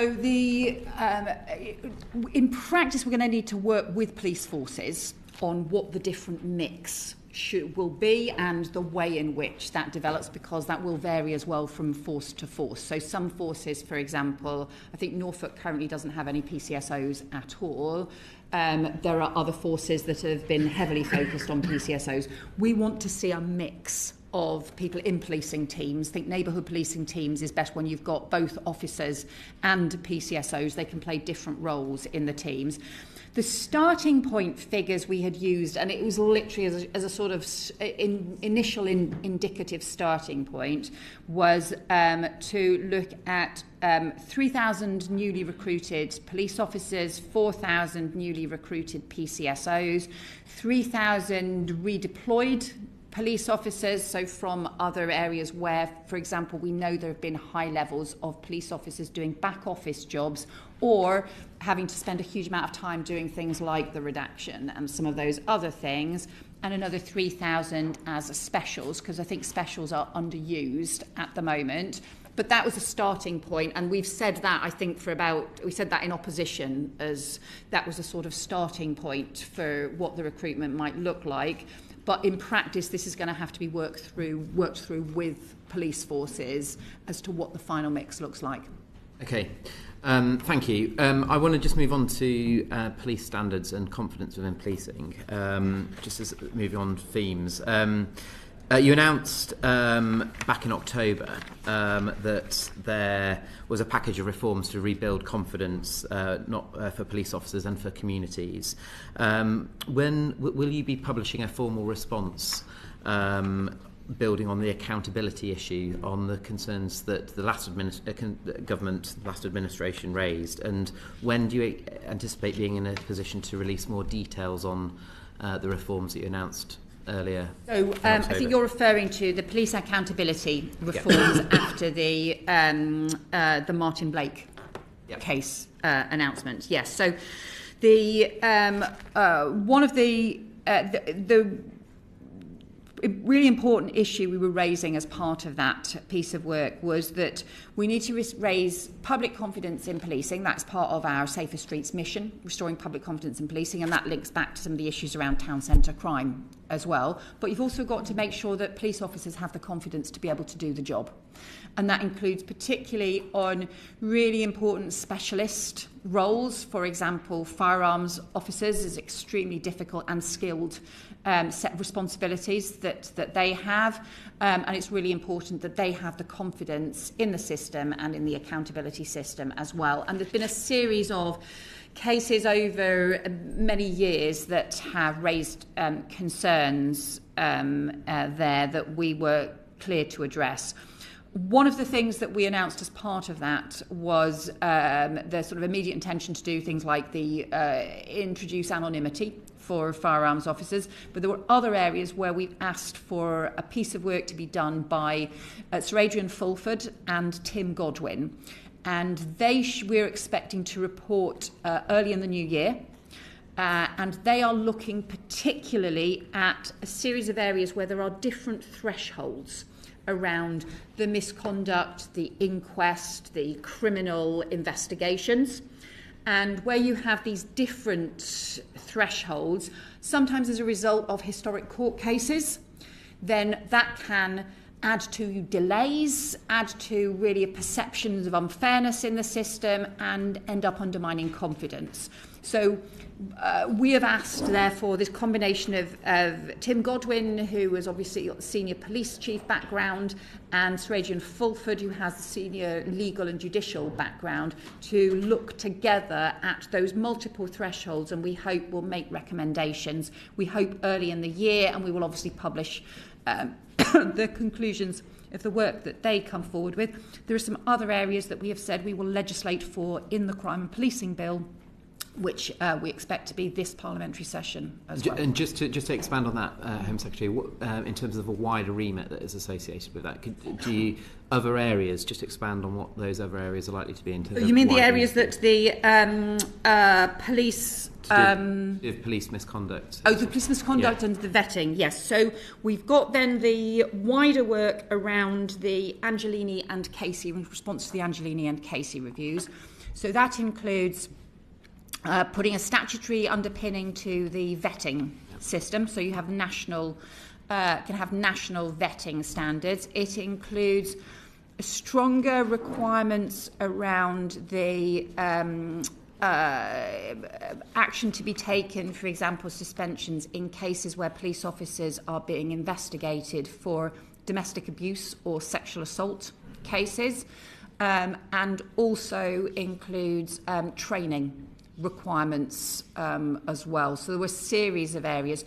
I do have a broader concern, but this is more a sort of a longer term concern than something where there's immediate remedies, that the overall way in which the misconduct system works is that it can very often, when something goes wrong in policing, the focus becomes on an individual police officer and doesn't sufficiently look at, for example, whether the real problem was around the systems that were in place within a police force or the training that was in place within a police force. And it just becomes around, the decisions of an individual officer, whereas actually the reason that those decisions might have been made might have been because of poor training or might have been because of something wider within the force. But that is a sort of broader concern that's harder to address. Okay. You'll know we're doing an inquiry on the policing response to the summer disorder, and Joni Reid's got some questions on that. I do. Thank you, Chair. Just to turn now to the disorder of the summer. You said at the time that the intelligence coordination infrastructure was weak and that the central coordination could be strengthened. I just wondered if you could go into a little bit more detail of what you meant by that and what steps you're taking to address that. Yeah, and I know this is an area that the committee is doing an inquiry and will be looking into further. And I think probably all of us, whenever on any of these issues around the violent disorder, always have to sort of start by thinking about 3 little girls who lost their lives in Southport and whose families, will still be grieving, and all the families that were affected by that appalling attack. We then had, as you said, that it was just truly disgraceful violent disorder that then kicked off through the summer, and that was crime. That was just, the burning of Spellow Library and the attacks on a hotel, on the Asylum Hotel, the different, the looting of shops and so on that took place. I think I asked the Manchester Inspectorate of Policing to conduct a review of what happened during that summer disorder and the policing response to it.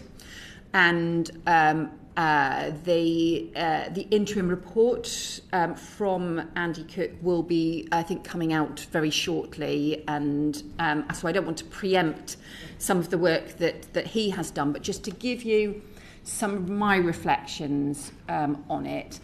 I felt that there was ultimately there was a really strong policing and criminal justice response, rightly, to that violent disorder. And we had, 1,700 arrests, over 700 people charged. We had very fast coordination between the police, the Crown Prosecution Service and the courts in order to be able to respond very swiftly. And we had, at one point, we had over 6,000 public order officers on the streets, and I think there were 40,000 public order shifts worked by police officers over 10 days, and I pay huge tribute to both the officers who responded and a sort of shameful level of officer injuries. There were 300 officers injured as part of that disorder, and truly disgraceful that police officers came under attack in that way. But also on the senior police chiefs, particularly in the MPCC, who did a lot of the coordination between forces, but it felt at the time that what the scale of the response was dependent on the partnerships between individuals rather than on there being a system in place. And I would say there were two areas where I am concerned that there was not a strong enough system in place. The first was around shared national intelligence, where you had something where there were clearly national interactions. It wasn't just about something happening in one local area. There were national, effectively copycat disorder taking place. We didn't have a system to be able to swiftly stand up. We didn't have a system in place quickly for police forces to be able to share that intelligence. We did stand one up, so we did make arrangements to get that national intelligence in place, and we had the National Crime Agency involved in that, but it wasn't there. And the second area was we didn't have a strong enough system in place for police forces to be able to coordinate with each other to have that national public order policing availability there for police officers that could be deployed swiftly where it was needed. So those first few days, it was very much mutual aid agreements between individual forces, and actually that was much too slow a response. So those are the things that I've sort of asked to be looked at, but those are just some of the issues that the Inspectorate is looking at, and I'm sure we'll be able to give more evidence to your inquiry. Yeah, I'm sure we will as well. I mean, if you want me to wrap up quickly. Did you want to come in? Not on this particular topic. Can I just ask about the funding, and then I'll bring Paul in. I mean, we heard from police officers, senior police officers last week around the costs that this was to each individual force. Is the Home Office able to reimburse the forces for that? So this comes part of the special grant procedure. I gave police forces the reassurance at the time that we would ensure there was funding available to them through the special grant process for the additional, they had to do additional overtime. They had to shift resources around in order to be able to respond. We're working through the allocations to each individual force at the moment on that, but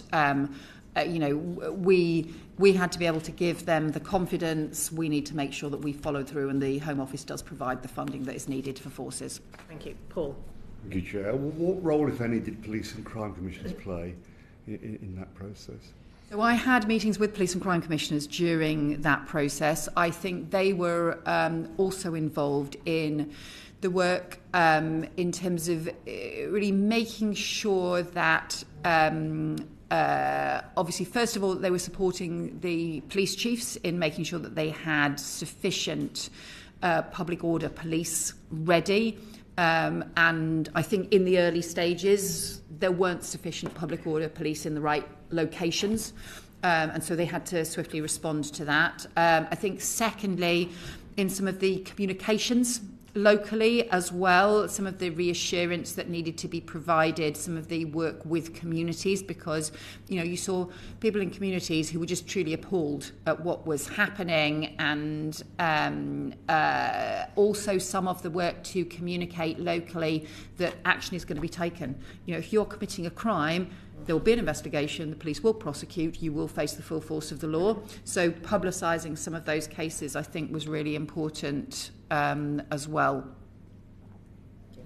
Now going to move on to violence against women and girls, and back to Joni Reid. Okay, well, I'll be very quick then. I sense that we want to move on as quickly as possible. No, you're fine. We're okay. We've got plenty of time for I this. think the whole House is pleased with the target of having violence against women and girls, but there has been a lot of talk around how ambitious the target is. Some might say overly ambitious. So I just wondered if you could go into a little bit of detail about how you're going to identify the policies that will effectively deliver this, and how, crucially, how it's going to be measured. So you're right, it is really ambitious, and I don't think any government has tried to do this before internationally as well as domestically, but it does feel like we have, you know, everybody has talked about tackling violence against women and girls for a long time, but actually what we've had is incremental change. And what we need in many areas is almost system overhaul. We just need to fundamentally change the way in which institutions respond to violence against women and girls, and the way in which it needs to be just taken much more seriously. It's actually also been troubling how little there is a sort of effective evidence base around it. There's much more effective evidence, for example, on action to tackle knife crime and to tackle youth crime than there is on measures to most effectively tackle violence against women and girls. So that side of the two bits of the mission, in terms of halving knife crime and halving violence against women and girls, it's clearer what the key measures are in terms of the tackling knife crime side of things. On the violence against women and girls, therefore, we've been doing what we call an evidence sprint and gathering evidence, working with experts, working internationally, working with academics to just gather the most effective evidence on what are the things that make the greatest difference.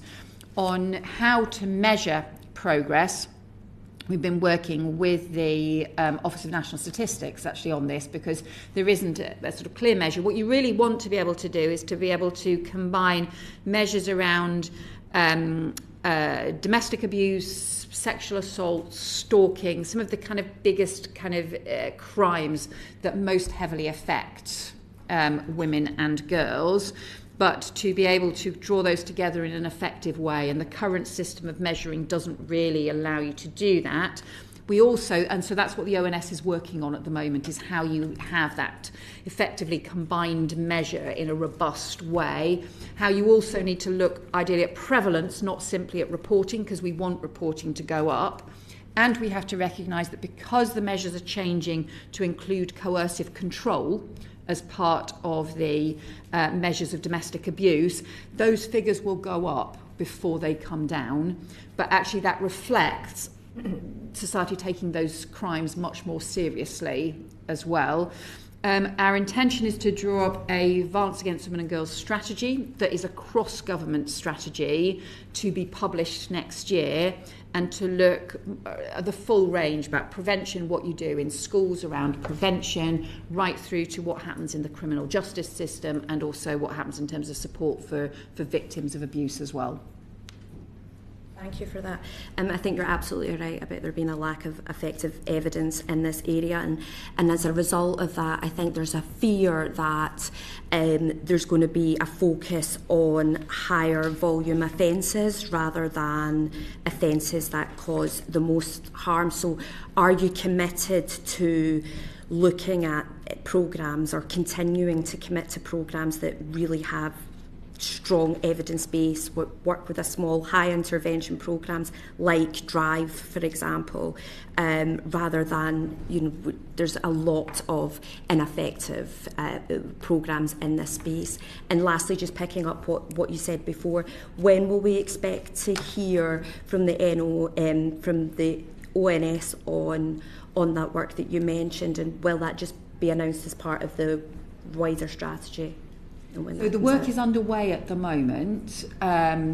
We will set out as part of the strategy really which measures we're going to use. So we've been doing some provisional work at the moment, but we'll confirm it as part of the strategy. But the issue with the ONS will be really the timetables of there needs to not just identify the measures, but also their timetable to be able to conduct those measurements and the point at which they say that the figures are robust as well. So we'll obviously, I think, hopefully be able to update the committee in the new year on that. In terms of how you both target really the sort of the greatest volume crimes and also the most dangerous, really, we have to do both. And so yes, things like the Drive programme, things like the targeting of the most dangerous offenders is a central part of this. And we have been looking at really how each individual police force can be identifying, well, who are the most dangerous perpetrators within each police force area that can then, that are the sort of highest risk. The Met has already been doing a version of this, called the V100 programme, but there are other police forces who've also been doing versions of this. But it's about how you target the most dangerous perpetrators rather than just, almost ignoring the perpetrators and just focusing on additional protection for the victims. The victims do need additional protection and support, and the domestic abuse protection orders, we think, are extremely promising. We're just starting the pilots now, or the first phase of rollout effectively on those now, but also how you then target the most dangerous offenders. Thank you. That's really reassuring to hear that there will be a focus on kind of high-risk perpetrators of violence, male violence. Thank you so much. Can I just check the halving? What's the starting point for halving? Is it the figures before coercive control or the figures after coercive control? So that's what we're still working through at the moment. I think this will partly depend on the work that the ONS has underway at the moment.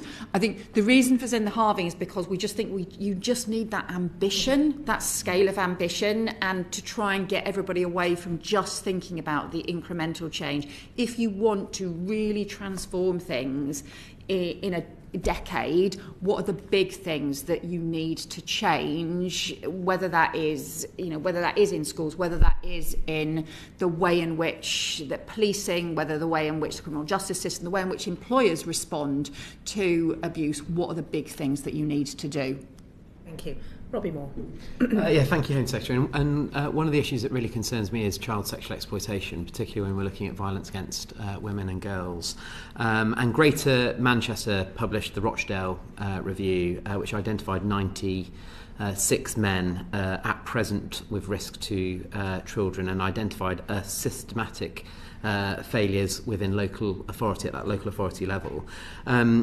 Would you agree that the work carried out and commissioned by Mayor Andy Burnham was of good value in terms of identifying those failures?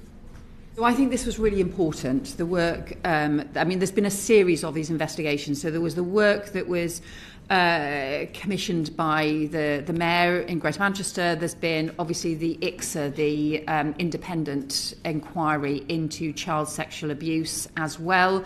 And some of the issues there actually go back to this point about how you identify the most dangerous offenders and how you make sure that they are being targeted and are being dealt with. Some of it is also around how you make sure that systems respond and take seriously child sexual abuse wherever it is found.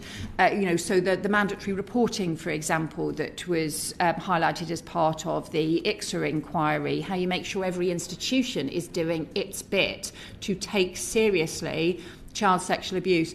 The Safeguarding Minister, Jess Phillips, has met with Alexis Jay recently and has also been meeting with survivors of child abuse as well on what now needs to be done to roll out and implement the recommendations for the independent inquiry. So I think she can also update the committee on the progress that she's made, because she's been taking forward those meetings relatively recently. And obviously Alexis Jay did a very good report into Rotherham, yes. And we've had Mayor Andy Burnham do the Rochdale review, and both of which identified very systematic failures at that local level. And again, in my own constituency of Keighley and Ilkley, I'm deeply concerned around issues around child sexual exploitation around the wider Bradford district.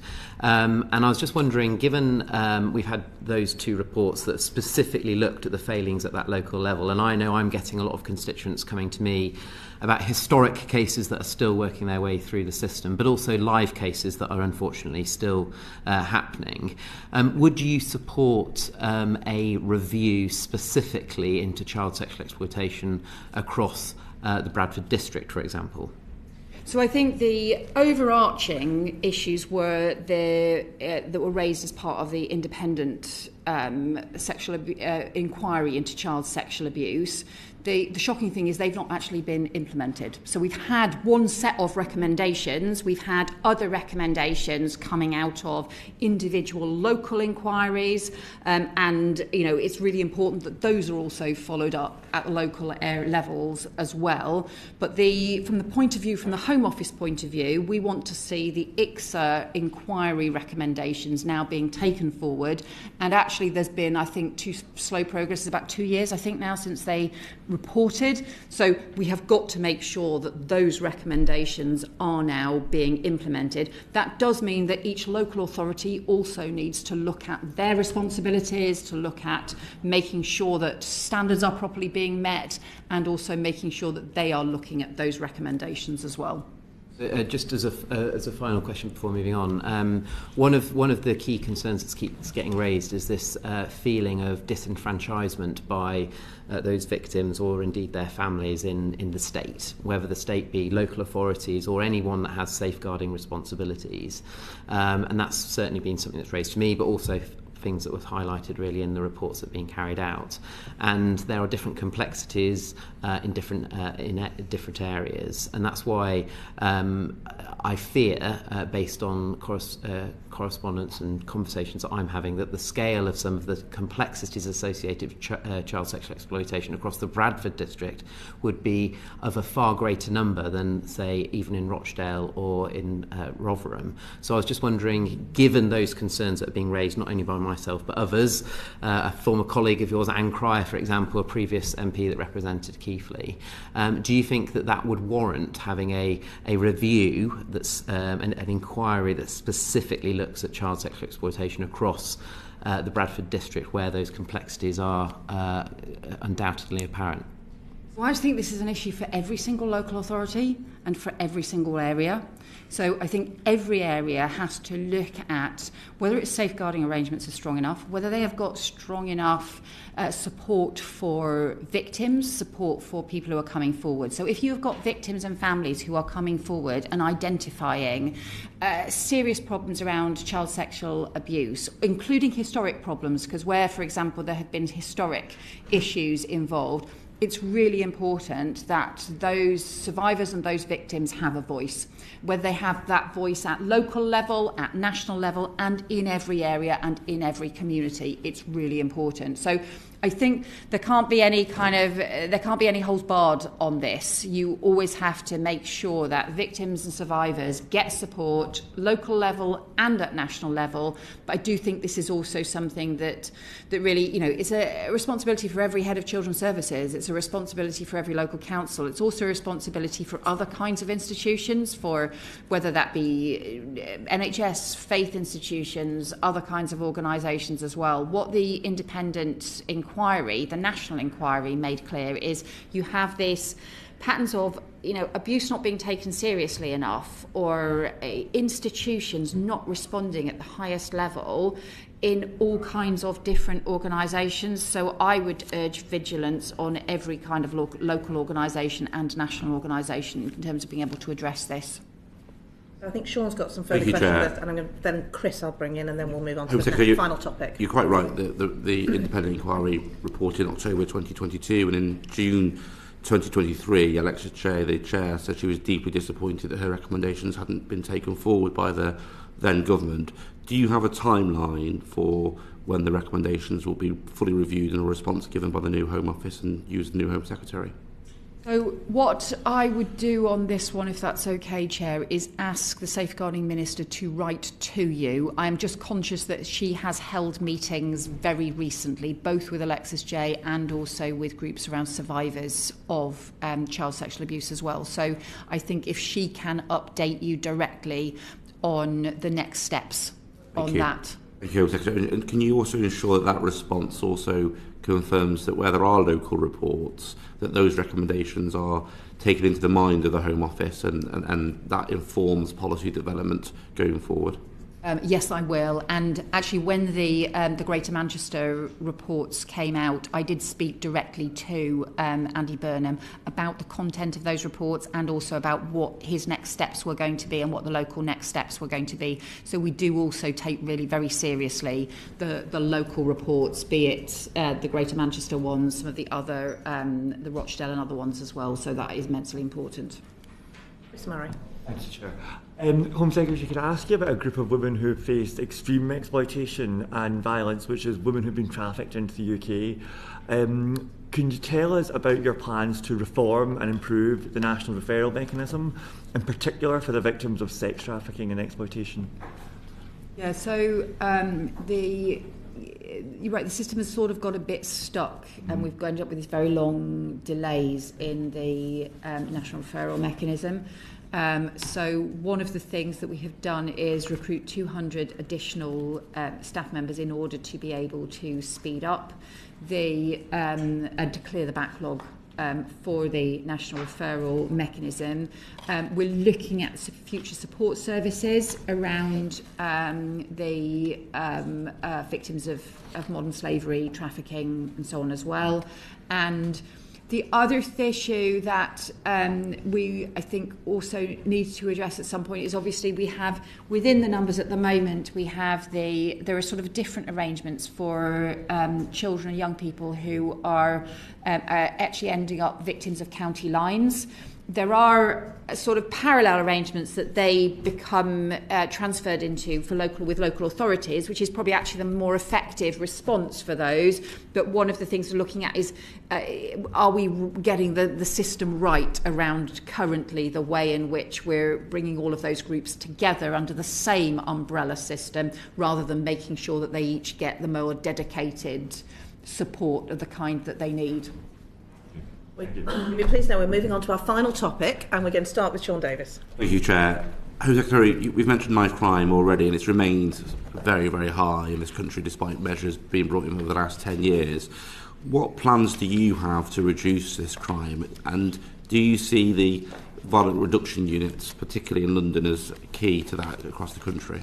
Yeah, so we've just confirmed today the continuing funding for the violence reduction units next year. We want to work more closely with the violence reduction units on the focus particularly around the ambition to halve knife crime over the next 10 years alongside the halving the violence against women and girls. And just to take a step back for a second, in terms of the way in which the Safer Streets mission is framed, it's about reducing the most serious violence and rebuilding confidence in policing and the criminal justice system. So on that serious harm side, the violence reduction units are doing some very important work, but we want to work with them on how we better focus around some of the evidence about what is most effective. We've established the Coalition to Tackle Knife Crime, which particularly draws in families of those who have tragically lost loved ones through knife crime and who often have been the most powerful advocates, often in the most unimaginable and unthinkable circumstances and deeply distressing circumstances, but have been hugely powerful advocates for reform. So we've had the Coalition to Tackle Knife Crime. We've got the new measures around the zombie-style knife ban that came in the summer, but also consulting on the ninja sword ban as well, but also the review into the online sale of knives, which the National Police Chief lead, Stephen Clayman, is carrying out. And that reflects the experience of that Pooja Kanda, who's been has been campaigning on after her son Ronan was killed by a teenager who was able to buy a knife online, pick it up from the post office. It was a ninja sword. It was able to pick it up from the post office and with no proper checks in place at all. So you've got to actually look at all of the things in place along the system. So yes, this is a combination of what you can do nationally and also what you can do locally through things like the violence reduction units. Some of these knives, I mean, they're terrifying just to look at. Is there a need to consult on them, or can we not just move to a ban on them as a matter of urgency? What's the point of consulting on them? Because, I mean, some of them, it's very difficult to come up with any lawful explanation as to why you'd want one of those in your premise or on your person. Well, I think we should frame it as we are consulting on our intention to ban the ninja swords. There is a process that we go through, and but we will want to implement a ban as soon as possible, but we do go through a consultation first. And just on stop and search, your views on the use of stop and search by police officers in this regard? Stop and search is a really important policing tool. Of course, it has to be used appropriately, but it also is a really important tool for policing, including on things like preventing knife crime. There was a review carried out by the Inspectorate a few years ago about how you make sure that all police forces have got the right standards and so on in place, and that is the sort of standards I would recommend that all police forces follow when they are using stop and search, and that I think was a very effective report, but it's a really important tool. Thank you. Margaret Millay. Thank you, Chair. Home Secretary, in the what you mentioned earlier with confidence in the communities, antisocial behaviour has a huge and terrible impact on communities. So the government's going to bring in respect orders to make it easier for local authorities and the police to actually deal with this. The question I would ask really is, why do you feel these powers are necessary when there are existing powers that are already available to both? And did the police and local authorities actually ask the government to do this? So I had a conversation with it was a local authority enforcement officer who used to be a neighbourhood police officer. And he described to me really powerfully, we were standing in the town centre, and he said, you know, we used to be able to, when we've got these repeat perpetrators, because we were talking about real problems with antisocial behaviour in the town centre, he said, we used to be able to ban someone from the town centre, where you've got a repeat perpetrator. Now, he said, we can take out an antisocial behaviour injunction, but normally it doesn't have a power of arrest. So if it's then breached and we've got the same people, the same repeat offenders walking around the town centre again, causing all the same havoc, well, even if the neighbourhood police are there, they can't actually arrest them and do anything about it. And you can get a criminal behaviour order, but that relies on all of the paperwork being ready at the point of conviction for another offence. And again, that can be sometimes just difficult to coordinate between the local authorities and the police and so on. So the point about having the respect orders is to be able to have a proper power of arrest, to be able to have it's effectively kind of antisocial, it's like a modernised ASBO, to be able to bring it in, to be able to have a power of arrest where you've got repeat offending on antisocial behaviour, for example, in town centres, and people who are causing havoc and creating a misery for everybody else. And could I ask, I mean, I'd say this is, in my say, it's vital really, so I welcome it wholeheartedly. But obviously the police want to step up and the local authorities, they want to deal with that. But do you feel that, when the new police teams arrive, that abstractions are going to be an issue? They in their heart, they want to be there dealing with it, but the reality is that they're often abstracted out of the area. So one of the reasons we worked with the College of Policing on drawing up a neighbourhood policing guarantee and a new sort of performance framework really for neighbourhood policing, and we're continuing to work with the police forces on this, is how you have a system so that you can actually prevent the high levels of abstraction, how you can make sure that you've got neighbourhood officers who are properly based in the community. And look, of course, emergencies happen or particular incidents happen, but actually too often we're seeing routine abstraction. We're seeing routinely people, when I spoke to some officers in the Midlands about this, who were saying, yet they were half their neighbourhood team was on 3 to 6 month abstractions. So it wasn't just, one day something terrible had happened that they had to cover for. This was for, several months. So you've got to have something which is about really embedding the neighbourhood teams in the communities so that they know the communities and so that the communities know who the officers are, so that they've got a guaranteed person they can contact to be able to get in touch, to be able to pass on that local intelligence. So we really go back to that heart of the spirit of the British policing model, which was officers in the community, that Peel principle, the public are the police are the public. It's that close working that I think makes all the difference. Thank you. And on the violence against women and girls, I thought it's very good what the government is proposing. But do you feel that the police are operationally independent from the government? And how do you think that the government's priorities are going to be taken seriously with all that the police have to contend with, basically? So it's a fundamental principle of British policing that they are operational independent, that sort of principle is rooted right through the heart of British policing and remains immensely important, and there will always be their operational independence in terms of particular investigations, in terms of local priorities, in terms of how they respond to crimes and deal with that in an operational way. But I think we can also say at a national level there are these missions for the whole government, for policing, and that includes the missions around halving violence against women and girls and halving knife crime. My experience of talking to the police since the election has been overwhelmingly the police want to work in partnership with government. I think this idea you have this approach where the Home Office stays way away from on policing and just shouts from a distance at policing when things go wrong, that in the end undermines confidence, because actually what you need is the partnership, because there are some things that only policing can do. There are some things that you actually need government partnership, for example, working with other government departments on prevention programmes and so on, that you need that government working alongside policing if you're really going to deliver results. Thank you. We've got two more final questions, Sean Davis and then Paul Kohler.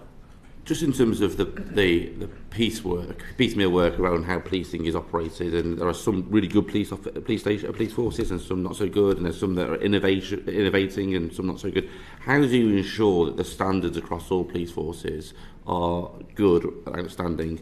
And do you think a reorganisation of police forces, in the same way that maybe the Deputy Prime Minister's thinking about local government, is something you need to consider or not? And can I add on the back of that, where police forces have taken steps to innovate, that they're not then punished in funding settlements or anything like that because they've taken the steps and the measures that they needed to take and others have yet to do so? So we are keen to do a major programme of policing reform, but we want to do this with the Home Office working with policing in order to be able to do this, and we are working at the moment on really establishing joint teams to be able to work together to draw up proposals for a white paper sometime next year on policing reform. Some of the component parts or the issues that we want to cover, and again to do this working with policing, are around standards, around that includes some of the vetting misconduct standards, but actually also includes standards for police forces as a whole, and having a new performance framework for policing that we draw up with the College of Policing, but a new performance unit in the Home Office that can actually be clear about this is the shared data that all police forces need to be gathering. It's shocking, actually, that there's areas around response times, for example, that there just isn't consistent information across police forces about response in a way that there is for ambulance and fire and so on. That there's other areas around violence against women and girls, for example, where again we just don't have consistent data. Now what that means is actually even for a local chief or a local PCC or a local mayor, they can't tell whether actually their force is performing really well compared to other forces or really poorly. So having that shared information and raising standards is extremely important.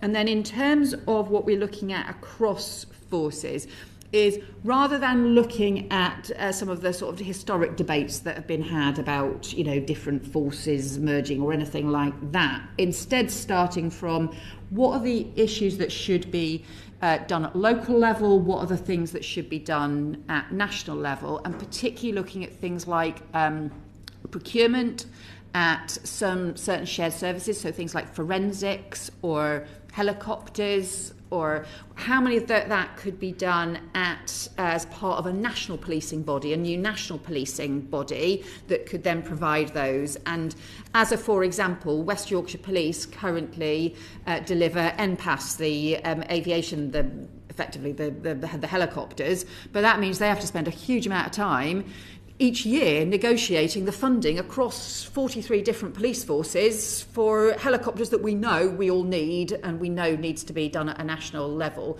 So actually there must be a much better way of doing some of those kinds of services around forensics, around helicopters and so on. Because we talk about innovation, I mean Bedfordshire Police, for example, have cracked the reduction issue a long time ago, but you still talk to other police forces who still are battling with that issue, which seems bizarre given that we should have a national police service delivered at a local level.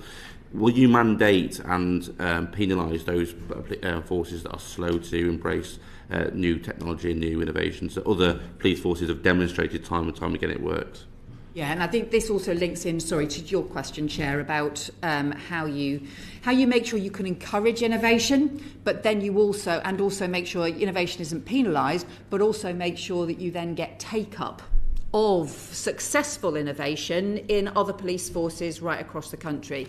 We don't currently have a strong enough framework to be able to do that.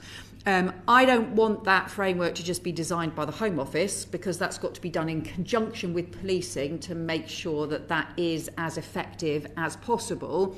But I think there are areas where you can't carry on with a sort of 43 voluntary arrangements, where you do need more coordination and where actually it does need to be more of a requirement for police forces to sign up to things. Now, again, we'll determine that in those areas with police forces.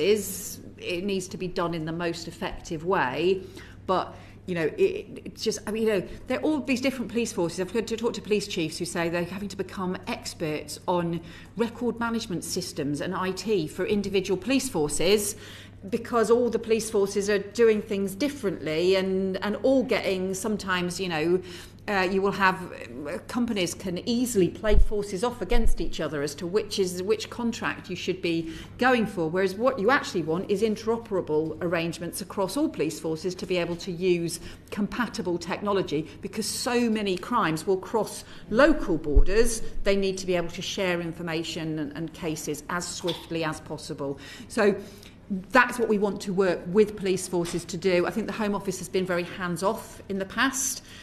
You can neither be hands-off nor attempt to run things from the Home Office. It's got to be that partnership between policing and the Home Office, and that is what we hope to do. Final question, Paul Kohler. Yeah, thank you, Home Secretary. Sir Mark Rowley has recently spoken about a £450 million funding shortfall. His plans to cut 2,300 officers, 400 staff. I've looked at Dame Diana Johnson's statement. I think it says he's going to get £65 million more than he was expecting. 3 quick questions. Am I right? Is that enough? And have you spoken to him about it? Yes, I have spoken to him, and we have announced as part of the police reform programme, the police settlement that we've announced today, is a £65 million increase in the National Capital City grant. And that reflects 2 things. First of all, the existing grant for the capital cities, because they obviously do have lots of national events that will take place in the capital that are different in terms of the pressures on policing compared to other parts of the country. That funding hasn't been uprated with inflation for at least 5 years, and arguably before that either. And secondly, we've obviously had in the last 12 months the big increase in protest activity since the October 7th attacks last year. And I think it's really important they are able to properly police protest activity to make sure that the capital can stay safe as well. So that's the reason why we have provided that additional funding. Is it enough? So I think we are clear. This is I think the Mayor has described it as the biggest increase for Met Police funding for many years. We know that police forces right across the country have faced very significant pressures, financial pressures in recent years. So we recognise that. But this overall is a 6% increase in the cash funding for police forces, a 3.5% real increase. It does include funding to cover, for example, the national insurance contributions, and it does include additional funding to get neighbourhood police on the beat. So I think this is a demonstration of how seriously we take funding and the investment that police forces need, both in London and in every other community right across the country, to get police back on the beat and keep us safe. Thank you very much, Home Secretary Sir Matthew and Mr Ridley. We do appreciate you coming in, and I apologise we've gone slightly over the time we were hoping to do it in, but it's been, as you can see, very extensive questioning. Thank you, committee, as well, for all of your work and contributions, and we look forward to seeing you in the new year, but happy Christmas. And to you, Chair, thank you very much, and happy Christmas to you all. Order, order.